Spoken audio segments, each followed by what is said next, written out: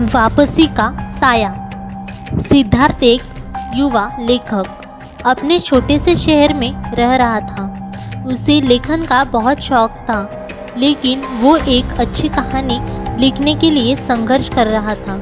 एक दिन उसे अपने दादा की पुरानी डायरी मिली, जिसमें कई रोचक किस्से और पुरानी कहानियाँ थीं। उसे लगा कि ये उसे प्रेरणा दे सकते हैं। डायरी पढ़ते पढ़ते सिद्धार्थ ने एक अजीब सी कहानी पढ़ी। कहानी में एक पुरानी हवेली का जिक्र था, जो कई वर्षों से बंद थी। लोगों का कहना था कि वो रात के समय अजीब अजीब आवाज़ें आती थी और जो भी वहाँ गया वो लौट कर नहीं आया। सिद्धार्थ ने सोचा, ये तो बहुत अच्छा आइडिया है। उसने तय किया कि वो उस हवेली की सच्चाई जानेगा। अगले दिन वो अपना कैमरा और डायरी के साथ हवेली की ओर चल पड़ा। हवेली शहर से कुछ दूर एक सुनसान जंगल के बीच थी। अब वो वहां पहुंचा तो हवेली के दरवाजे पर एक अजीब सा सन्नाटा था। दरवाजे को धकेलते ही वो अंदर चला गया। हवेली के अंदर का दृश्य डरावना था। धूल और जाले सब जगह फैले हुए थे। सिद्धार्थ ने अपना कैमरे से कुछ तस्वीरें लेने का फैसला किया। वो धीरे धीरे घर के भीतर आगे बढ़ने लगा, लेकिन उसे कुछ अजीब सा महसूस हुआ। जैसे ही उसने एक कमरा खोला, उसे अचानक से एक ठंडी हवा का झोंका महसूस हुआ। कमरे में एक पुरानी तस्वीर थी, जिसमें एक महिला की छवि थी। उसकी आंखें जैसे सिद्धार्थ की आत्मा को छू रही थी। उसने तस्वीर को और करीब से देखा और उसे लगने लगा कि वो महिला उसे देख रही है। अचानक उस कमरे में एक धीमी सी आवाज़ सुनाई दी, मुझे छोड़ दो।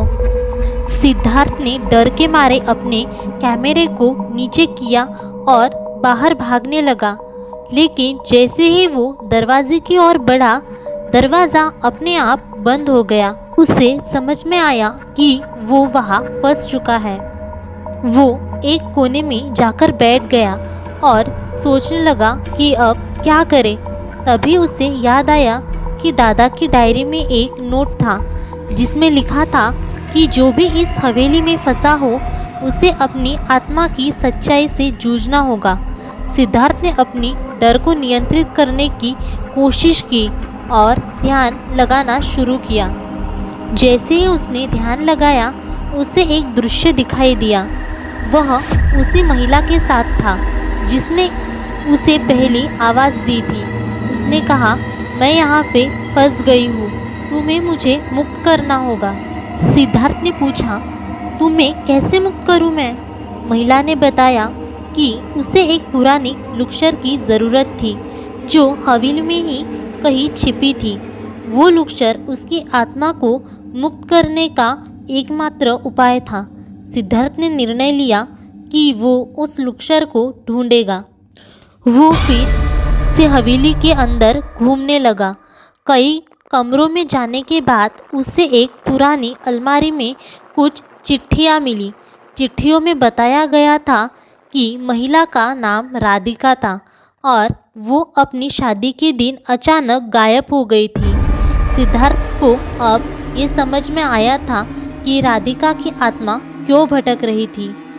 उसे एक पुराने गुप्त कमरे का पता चला, जहाँ राधिका की शादी की लुक्शर रखी गई थी। वहाँ वो पहुँचा और लुक्शर को ढूंढने लगा। जैसे ही उसने लुक्शर को खोजा, वो अचानक से हिलने लगी।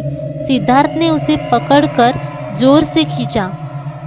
उस क्षण में कमरे में एक तेज रोशनी फैल गई। राधिका वहाँ प्रकट हुई और कहा, तुमने मुझे मुक्त कर दिया, अब मैं शांति पा सकूंगी। लेकिन तभी एक खौफनाक आवाज़ आई, नहीं, तुम नहीं जा सकती। ये आवाज़ हवेली के मालिक की थी, जिसने राधिका को बंदी बना रखा था। सिद्धार्थ ने देखा कि हवेली का साया उसके चारों ओर घूम रहा था। वो डर गया, लेकिन उसने हिम्मत नहीं हारी। उसने लुक्शर को हवेली के दरवाजे की ओर फेंका और जैसे ही लुक्शर दरवाजे से टकराई, सब कुछ शांत हो गया।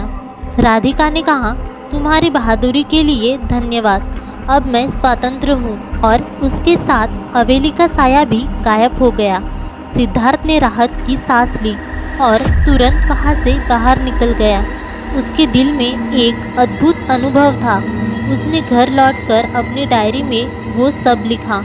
उसने सोचा कि अब ये उसकी अगली कहानी बनेगी।